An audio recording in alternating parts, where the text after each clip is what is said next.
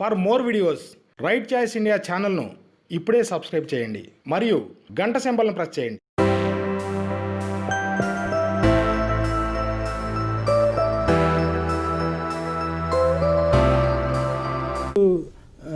చాలామందిని చూస్తుంటారు, అబ్జర్వ్ చేస్తుంటారు. ఎందుకంటే మీరు ఫ్రెండ్స్తో ప్రిపేర్ అయ్యారు, కొంత అనుభవాలు కూడా ఉన్నాయి కాబట్టి.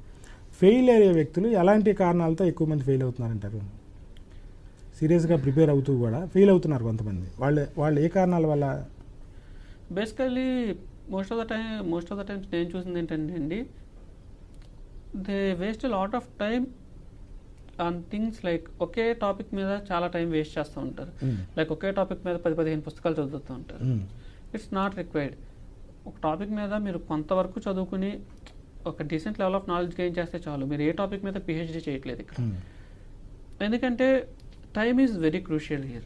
ఆ టైం మీరు ఒక దాని మీద ఎక్కువ టైం వేస్ట్ చేయడం కంటే ఎక్కువ వాటి మీద టైం పెట్టుకోవటం, ఒక decent level of knowledge gain చేసుకుని అది వదిలేయటం.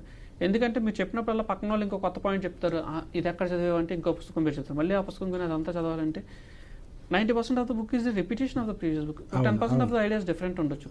దానికోసం you can't go on reading new books again and again. ఉన్నవి లైక్ సిలబస్ కంప్లీట్ చేయలేరు కూడా. అది focus on the syllabus. You have 1 or 2 good books ప్రతి టాపిక్కి and cover them and then revise. And కొంతమంది ఏంటంటే దే హ్యావ్ జెన్యూన్ ట్రబుల్స్ అనమాట. Answer రైటింగ్లో ట్రబుల్ ఉంది. బట్ ఏంటంటే అంతా ఇది అయిపోయాక ఇది స్టార్ట్ చేద్దాం, ప్రిలిమ్స్ తర్వాత మెయిన్స్ తర్వాత మెయిన్స్ ప్రిపరేషన్ స్టార్ట్ చేసిన తర్వాత ఒక 6 నెలలు కొంచెం సిలబస్ కవర్ చేసిన తర్వాత ఆన్సర్ రైటింగ్ ప్రాక్టీస్ చేద్దాం, ఎందుకంటే ఇప్పుడు ఆన్సర్ రాసిన నాకేం తెలియదు. అలా దే కీప్ డిలే అనమాట. నాకు తెలిసిన వాళ్ళకి చాలామంది ఆన్సర్ రైటింగ్లో దే హ్యాడ్ ఇష్యూస్. అంటే వాళ్ళకి నాలెడ్జ్ ఉంది, బట్ అది పేపర్ మీద పెట్టలేకపోతున్నారు. వాళ్ళ ఆన్సర్ రైటింగ్, నాకు తెలిసిన వాళ్ళు 2-3 ఆన్సర్ రైటింగ్ ప్రాక్టీస్ చేయండి అంటే, ప్రస్తుతం ఇప్పుడు నేను రాసినా నాకు అంత తెలియదు, ఒక 6 months ప్రిపేర్ అయ్యి ఆన్సర్స్ రాయటం స్టార్ట్ చేస్తుంటారు. బట్ ఆ 6 months ప్రిపేర్ అయిన తర్వాత మీకు actual your issue is not knowledge, అది గెయిన్ చేసుకున్నాక your issue is answer writing. Answer writing ఎక్కువ టైం ఇవ్వకుండా ఇంకో 6 months వెనక్కి జరిగితే ఈ స్కిల్ ఇంప్రూవ్ చేసుకోవడం అనేది కొంచెం కష్టం. And basically writing is a skill which requires time. మీరు రైటింగ్ ఆన్సర్స్ రాయటం స్కిల్ ఇంప్రూవ్ అవ్వాలంటే కొంచెం టైం పడుతుంది. సో మీకు రాకపోయినా పర్లేదు, వచ్చిన 2 పాయింట్లు 3 పాయింట్లు రాయండి. It's not about how much you right, it's about how you right. దాన్ని ఎలా ప్రెజెంట్ చేస్తున్నారు, సెంటెన్స్ ఫార్మేషన్ ఎలా, బేసిక్ స్ట్రక్చర్ అనమాట. సెంటెన్స్ ఫార్మేషన్ ఎలా ఉంది, అట్లీస్ట్ వచ్చిందంతా పేపర్ మీద పెట్టగలుగుతున్నానా లేదా, గ్రామటికల్ మిస్టేక్స్ మరి బ్లండర్స్ చేస్తున్నాను, ఇవన్నీ మిమ్మల్ని మీరు అసెస్ చేసుకోవడానికి ఎక్కువ టైం దొరుకుతుంది. సో అది కొంచెం డిలే చేసే కొద్దీ ఆ ఏరియాలో ప్రాబ్లమ్స్ ఫేస్ చేసే వాళ్ళు కొంచెం ఎక్కువ ఉన్నారు. The people which I have seen, నేను చూసిన వాళ్ళే ఎక్కువ. ఎందుకంటే నేను చూసిన వాళ్ళు ఎక్కువ అంతా విలేజెస్ నుంచి వచ్చి మోస్ట్లీ తెలుగు మీడియంలో ఎడ్యుకేషన్ అంతా చేసి వచ్చిన వాళ్ళు ఉన్నారు. వాళ్ళకి ఏంటంటే ఇది ఒక రాంగ్ నోషన్ ఉంది, ఎగ్జామ్ ఇంగ్లీష్లోనే రాయాలి అని. అది కూడా ఇంగ్లీష్లో కంఫర్టబుల్గా లేదు, ఇంప్రూవ్ చేయలేకపోతున్నారు. తెలుగు మీడియంలో రాయండి. బట్ అది మనకి ఎంతవరకు ప్రాబ్లమ్, ఎంతవరకు మనం కంఫర్టబుల్గా ఉన్నాం అనేది చూసుకోవాలన్నమాట. నేను చూసిన వాళ్ళంతా ఆన్సర్ రైటింగ్లో at least that is the area they are facing the problem. వాళ్ళు మాట్లాడితే మళ్ళీ చాలా చక్కగా చెప్తారు అనమాట. మాట్లాడినప్పుడు చాలా చక్కగా అన్ని పాయింట్స్ చెప్తారు. But at the same time when they are putting it on paper they are facing a problem. Practice అవసరం. అది ముందు నుంచి కొంచెం ఎంత త్వరగా స్టార్ట్ చేస్తే అంత నా అభిప్రాయం. ఎలాంటి వ్యక్తులు సివిల్స్లో సక్సెస్ అవుతున్నారు ప్రధానంగా? ఎలాంటి వ్యక్తులు అన్ని రకాల వాళ్ళు సక్సెస్ అవుతున్నారండి. People with all kind of temperaments, all kinds of backgrounds, all kinds of outlook towards life, అందరూ అన్ని రకాల వాళ్ళు సెలెక్ట్. అన్ని రకాల వాళ్ళు అవ్వాలి కూడా. డైవర్సిటీ ఉన్నప్పుడే మీకు సర్వీసెస్లో డిఫరెంట్ కైండ్ ఆఫ్ ఐడియాస్ వస్తాయి, ఆ ఇన్నోవేషన్ అనేది వస్తుంది. ఇప్పుడు డైవర్సిటీ లేకుండా అంతా ఒకేలాంటి వాళ్ళు ఉంటే మోసపోసినట్టు అవుతుంది అనమాట. మార్పు రావడం కష్టం అవుతుంది. మీరు చాలా కూల్గా ఉన్నారు. నేను చూసిన వెరీ ఫ్యూ ఇలాంటి వాళ్ళని చూడటం, నేను ఎంత కూల్గా. చిన్న విషయాలకు కూడా ఆత్మహత్యల దాకా వెళ్తున్నారు ఇప్పుడు జనరేషన్.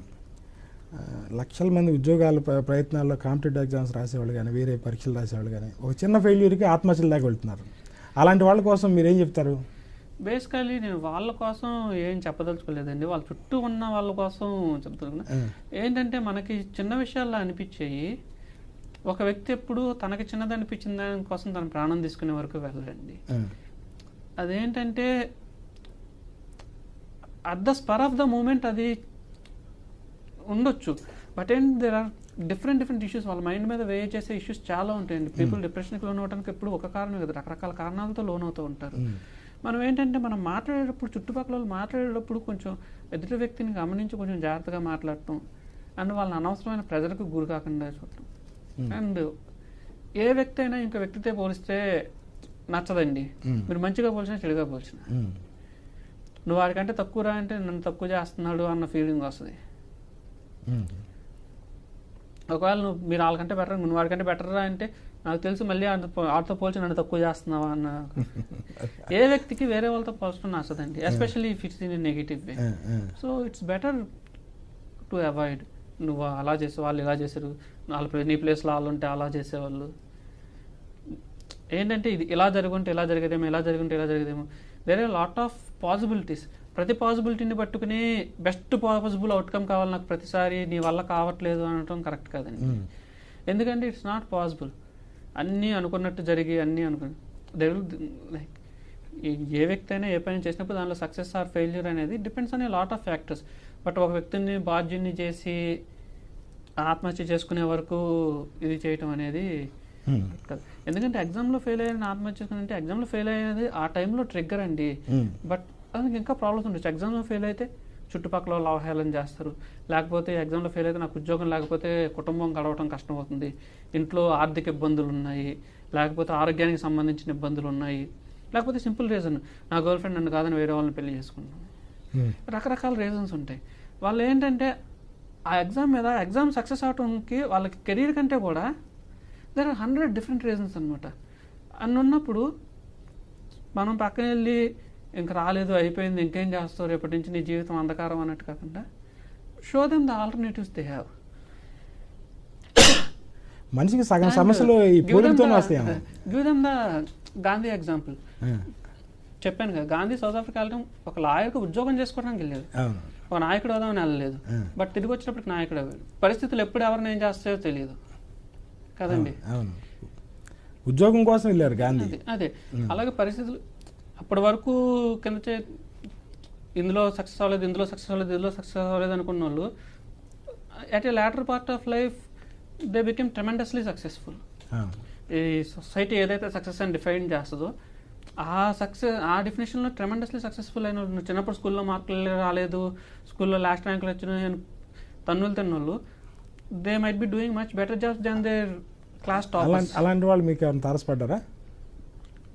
మా స్కూల్ ఫ్రెండ్స్ అంతా చాలామంది స్కూల్లో ఉన్నప్పుడు వీళ్ళు సరిగ్గా చదవట్లేదు, ఫ్యూచర్ ఏమవుతుంది, they're all very well settled అండి.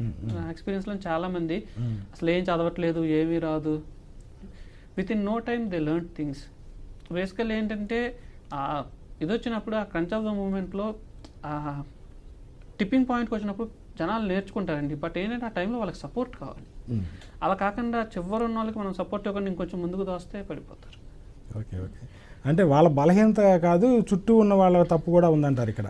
చుట్టూ బలహీనత కాదు అని కదండి, డెఫినెట్గా బలహీనతే. బలహీన క్షణంలోనే అలాంటివి చేస్తాం. బలహీన క్షణంలోనే ఒక మనిషి తన ప్రాణాన్ని తను తీసుకోవాలని ఎప్పుడు అనుకుంటాడండి? ఇంకా ఏమీ చేయలేని పరిస్థితులు, నా చేతుల్లో ఏమీ లేదు, నేను నిస్సహాయాన్ని అనుకున్నప్పుడు.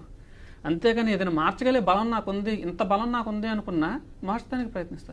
నిస్సహాయాన్ని, పూర్తిగా బలహీనుని అనే ఒక ఇది వచ్చినప్పుడే they go for that extreme step.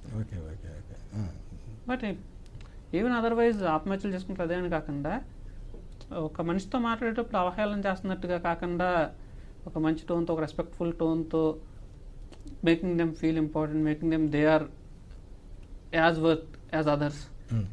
అలా కాకుండా వాళ్ళకి ర్యాంక్ వచ్చింది నువ్వు ఎందుకు పనికి, వాళ్ళనేమో గారు సార్ మీరు గారు గారు అని, నువ్వు ఒరే అని వేళ్ళంట. You treat people with basic dignity. At least it will make them feel good. Okay okay. ఎందుకంటే మనకి ఏ వ్యక్తికి ప్రాబ్లం ఉంది, ఏ వ్యక్తికి ప్రాబ్లం లేదు, who is going through what అనేది మనకు తెలియదండి. వీళ్ళు బాధపడుతున్నారు కాబట్టి నేను మంచిగా సానుభూతిగా మాట్లాడుతున్నాను, ఆనందంగా ఉన్నాడు కాబట్టి నేను 4 జోకులు వేస్తాను అనుకోవటం, నవ్వుతా ఉన్న వాళ్ళంతా ఆనందంగా ఉన్నారని కాదు, సీరియస్గా కూర్చున్న వాళ్ళంతా బాధపడుతున్నారని కాదు. సో అది మనకు తెలియనప్పుడు ఏం చేస్తాం, ప్రతి మనిషితోనూ మంచిగా ఉంటాం. Okay. Civil services group 1, group 2 ఇతర పోటీ పరీక్షలకు సంబంధించిన ఇలాంటి ఆసక్తికరమైన వీడియోల కోసం రైట్ చాయిస్ ఇండియా ఛానల్ను ఇప్పుడే సబ్స్క్రైబ్ చేయండి.